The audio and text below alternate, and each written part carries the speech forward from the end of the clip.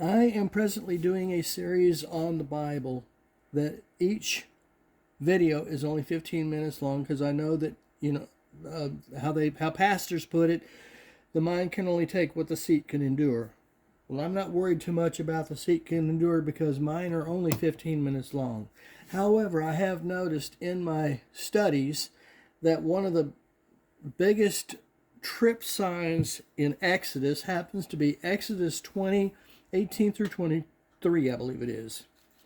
And what it says in there really doesn't make a whole lot of sense. And every single video that I have done, every single video that I have watched on this, to me has been completely incorrect. And the reason being is because they focus on things in those verses about being in fear of God, that the people stood back, and that is not what this section of the Bible is talking about. So I'm going to take that excerpt of Exodus 18 through 23, and try to explain it to you in the correct motif. Because as it turns out, the one thing they never did talk about was that Exodus and Deuteronomy are parallel books of each other. And what one doesn't do in detail, the other one does. They literally talk about each other. And the only way to really understand what's going on in Exodus 20:18 is to be able to do it with Deuteronomy at the same time. And that's what I did here in my studies. So if you want to look at my studies and follow along in them, I spend time not only doing my own commentaries in it, but reading from the Bible and having you see or having you hear what has been said. The screen that you're seeing now is the screen that I have on every one of these videos, just to try to people. I'm not trying to flood you with information. I'm just giving you 15-minute bits at a time.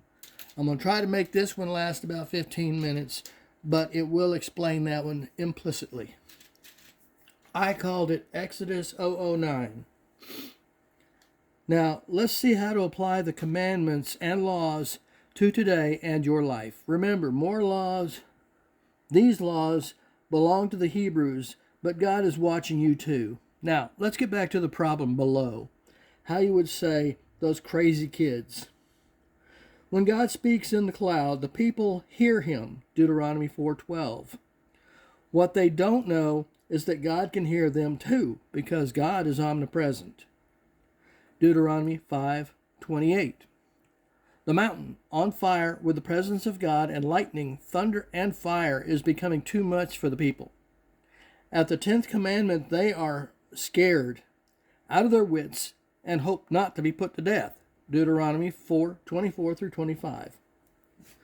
The people then get with the priests to go tell Moses that they are very afraid and wish for Moses just to write everything down and bring it down to them. Remember, God is omnipresent, and therefore he can hear everything you say. Just like today. Oh yes, God is omnipresent and can hear everything you say. The difference is, with prayer, God isn't just hearing you. God is listening to you.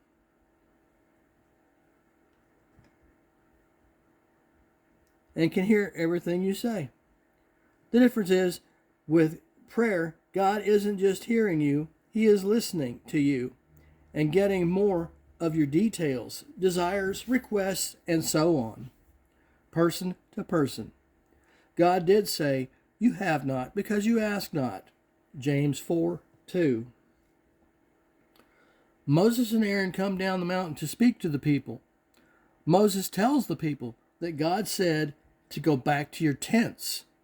Deuteronomy 5:30.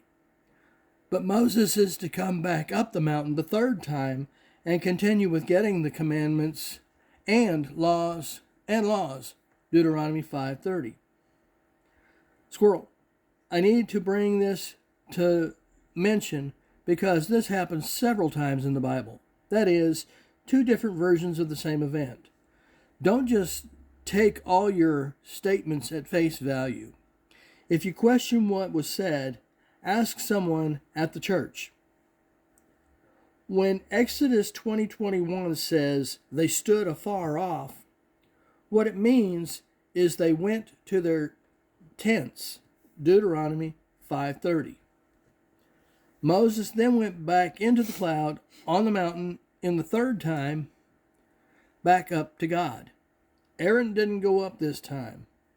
I don't know why neither book speaks of this, but Aaron to be with the people during the calf incident and Moses to continue with God makes this statement clear.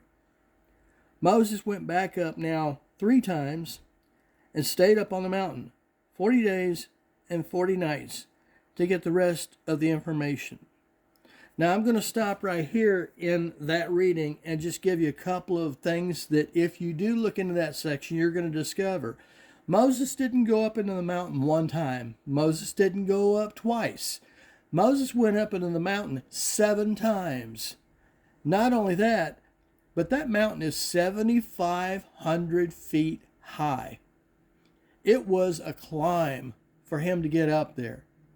So when you start reading this book, or even listening to it with what we've got going here, you need to realize there are a lot of things in the Bible that when you go to a church or just some people that are talking about God, the biggest thing you're going to get out of them is, I don't know.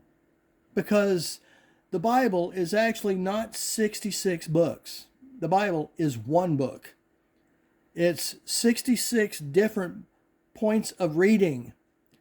Because if you don't read Exodus, you're not going to understand Hebrews. If you don't read Hebrews, you're not going to understand Exodus.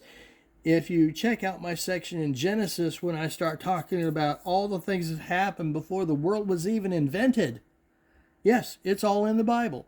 It is spread throughout the Bible. And I take all those and I not only bring them to your point, but I bring them in a way that nobody can say that was written to them. Because if it was written to them, I will tell you right then, this is not written for us. It was written for them. There is a lot of the Bible that is written for them.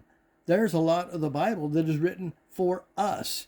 And it gives you the understanding that not only does God have just more blessings for you in heaven than you can possibly handle, but He is wanting to give you those same blessings here on earth. Good measure, pressed down, shaken together, and running over, shall men give into your bosom. And all because you put your faith in God. I hope this explains the 2018 through 21. They weren't doing this because they were afraid of God. They were doing this because God told them, you will die. And they have seen God follow this commitment all the way before. So yes, they are afraid of God. They're afraid of dying.